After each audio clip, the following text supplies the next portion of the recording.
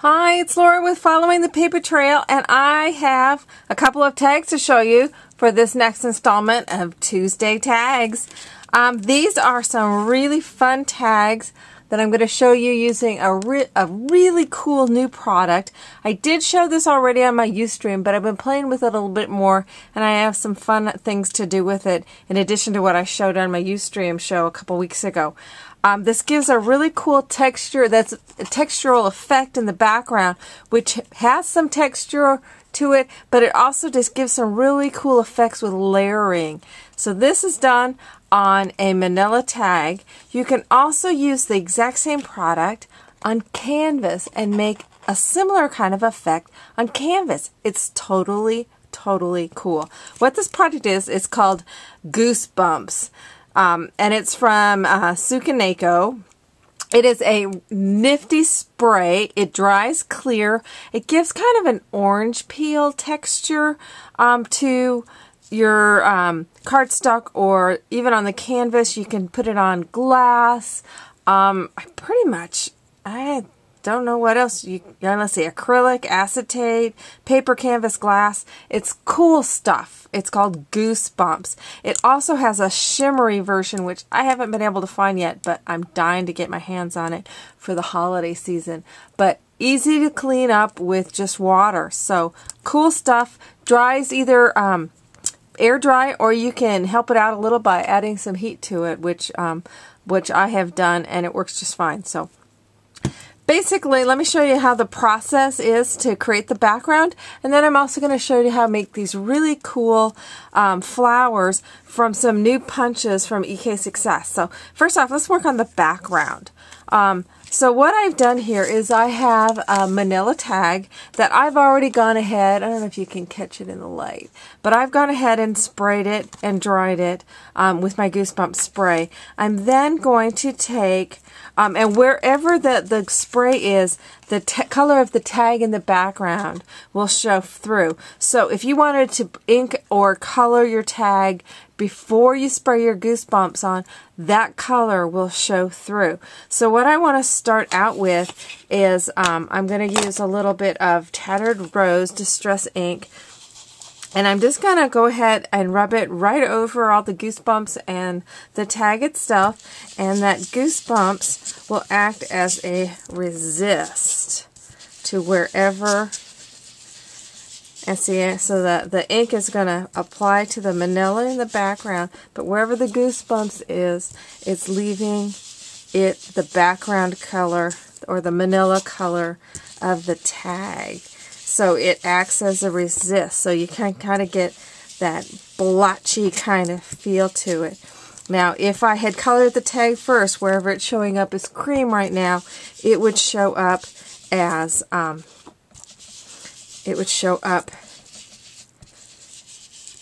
whatever color I colored my tag. So there I've added some Tattered Rose, a soft pink of Distress ink, to my tag. At this point then, I'm going to spray some more of the GooseBumps on and let it dry. And then I can add another color. So I like to put a piece of paper down because it does have a little bit of overspray.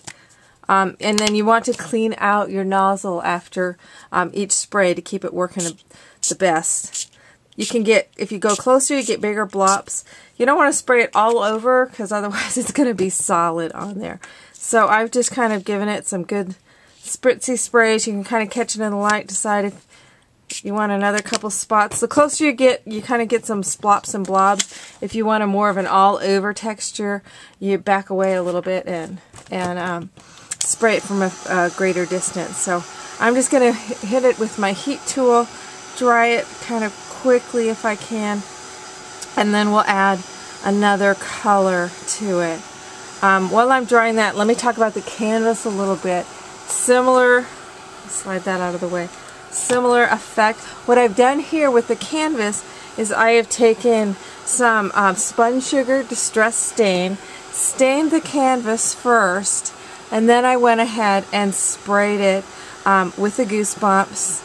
And so the same thing as you could have done on the tag. So I'm then going to add a second layer of some color, just like I'm going to be doing with this tag, and I think it's dry enough. Yep, it's dry enough, so we can go ahead and finish this one, and then we'll go back to the canvas and curl it. Oh, it's a little bit tacky down at this one end. Let me see if I can get that to dry. You can also just let it air dry if you want.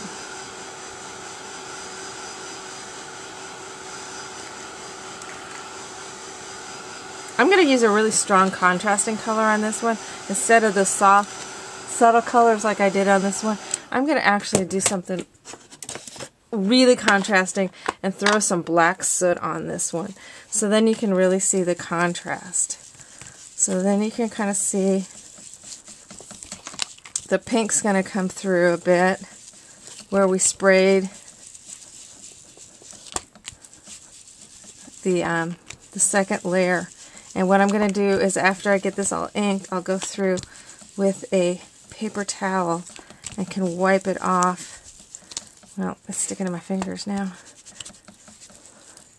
So I can take a piece of paper towel and then, especially if the paper towel were dampened, and where's my spray bottle? If I have a little misting on my paper towel, I can then go through and, whoops, you can then clear off that goose off of the, it'll wipe it right off of the area where the GooseBumps is on, and so we'll get that clear coming through. See how cool of that effect is? So here's where the original GooseBumps were, where it's cream, and then I sprayed it again, and where the pink is showing through, and where it's still the manila tag is where the black is. So I can go through, maybe darken up some of those areas where the black is, and then to wipe off the excess Distress ink, the black, it just cleans it with the dampened paper towel. I can go ahead and clear off that extra ink that's sitting on, just laying on top of the GooseBumps. But see how cool that effect can give you. You can make all sorts of kind of nebulous effects with this. You can do low contrast, like I did with this one, because this one I used Tattered Rose and Dried Marigold are the two colors here. This one I used the Tattered Rose with the black soot, so you can get that real, more of a contrasting effect. Now when you're doing it with the canvas, again, I've already sprayed this and let this dry, so then I'm going to go through here with my Dried Marigold, and I can ink over it. This is going to give a little bit more subtle effect. You can see that pink is shining through where the GooseBumps is. So you can really work in and make it a little bit darker. Maybe we'll throw another little color in there as well to get the effect. But so you can see on here where there's pink is where the GooseBump is protecting the pink that I put down to start with, that spun sugar, and then adding the Dried Marigold on top. Get that little bit of blotch. So then I can go in if I want a little bit more, maybe along the edges. I'm throwing a little tumbled glass in to give a little more of a contrast by bringing that blue in. And again, with my paper towel, give it a misting. I can go through, and then the pink really pops a lot more when I wipe off, clean off the top of my GooseBumps. So here on a canvas, you can get the same sort of effect. Now this is the Claudine Helmuth Sticky Back Canvas, so it's all ready to go to get stuck down to a tag like I did with this one. It's already got the adhesive already built right into it. But it gives that just that really cool mottled effect. So let me show you then how I did the flowers that I had on these tags. Excuse me, EK Success has come out with some brand spanking new punches that are designed to be kind of like quilling. If any of you have ever done quilling, where you take strips of paper and you roll them into tight coils. This is the same sort of thing where you're punching strips of paper, coiling it up, and that's going to create the petals, and then you can manipulate the petals a little bit and you can make flowers. They've got several of these punches out now. Well, when I saw them, and a friend of mine saw them, we thought, what if we use them to do rosettes? And rosettes are done by scoring and folding the paper to create, typically they're round, but I've many times used edge punches on my rosettes to give some texture along the edge. Well, these punches are so deep with these petals, it makes for these really fun, almost snowflake-like flowers when you do the rosette with these punches. So what you need to do in order to make them, first off, you need to take your ruler and measure the distance between the points of the petals. On most of these, it appears that it looks like they're all 5/8 of an inch. So what I then did is I took my scored board and I scored it every 5/8 of an inch. And then because it doesn't go smaller than eighth inch increments on my scoreboard, what I did is after I went through and scored it at 5/8, I need to score in between 5/8. So what I did is I shifted it over a 1/16 of an inch, or put those score marks in between two of the ditches on my scoring mark. So then I could go through and do 5/8 again, so that it was splitting the 5/8 inch sections that I did to begin with in half. So essentially these are now at 5/16, if my math is correct. What you want to do is cut your strip, and I found 1¼ works great. Cut your strip first, score your strip first. After you've scored it, then go ahead and punch your strips. If you try punching first, it's really hard to score through these petals without tearing them. So if you go ahead and punch your strips, or score your strips and then punch them, then after they're punched, you can just go through and fold them in an accordion fold fashion, and that's how you're going to get that peaks and valleys kind of thing in order to make your rosettes. So I'm just going to fold the whole thing, but you go through and you just fold it up. Once you have it all accordion folded across the length of it, and what you're going to find when you've done all your scoring on your strip is you're going to have about 1/8 of an inch that you need to trim off the end. So you can go ahead and score that 1/8 of an inch off.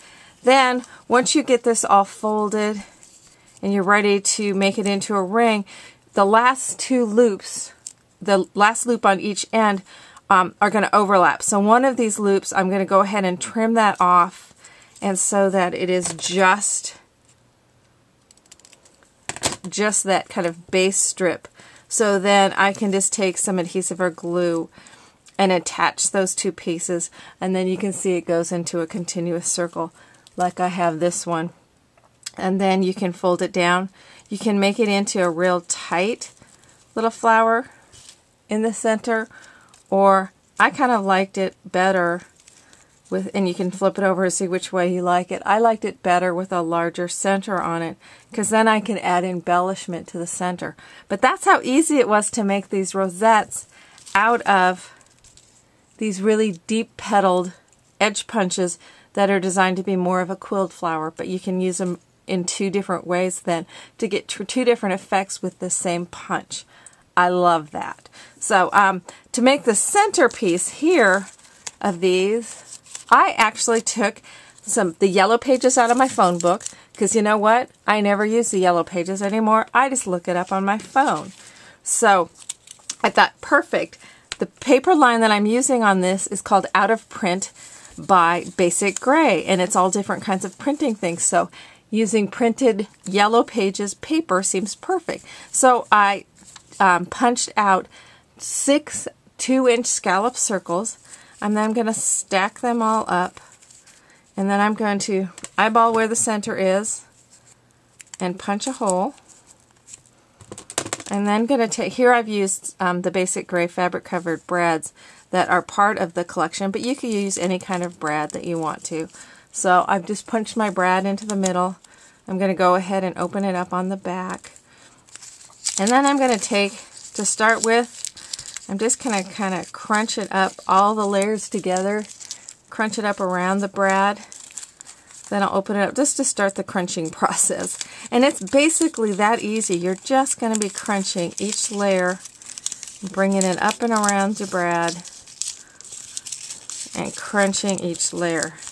Now, if I were using a heavier paper like a cardstock or something, it helps for this crunching process to dampen it first. But this paper is so tissue thin that you don't need to do that. You can just do it totally just with your fingers and crunch it. So you're just bringing each layer up and around and giving it a good crunch.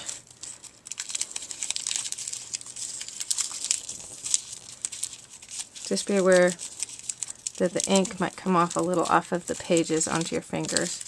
But, you know, we're already inky from doing the rest of the thing. So you can make it as crunched up or not crunched up as you want.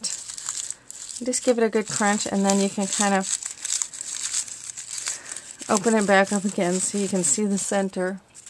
I then took a little bit of my ink and just gave it some brush with some edges for the ink. So that way, when I open up my flower, oops, I wanted this one going this way. So when I have this flower, then this guy can just set down in the center.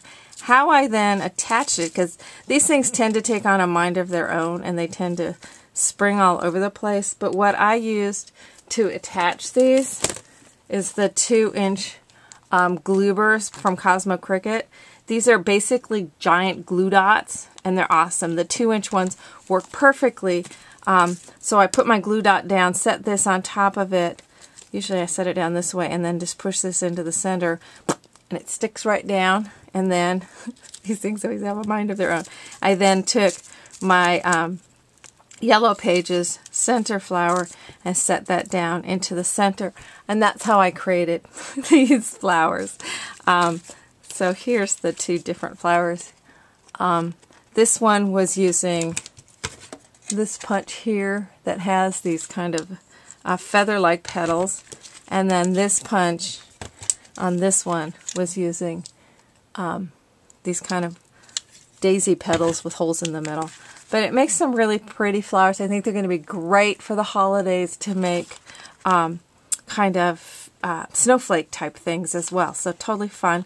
And then I just turned them into my tags, added some embellishment and some, just a little, you know, here I put laugh and here I put dream big. I took a white, it's not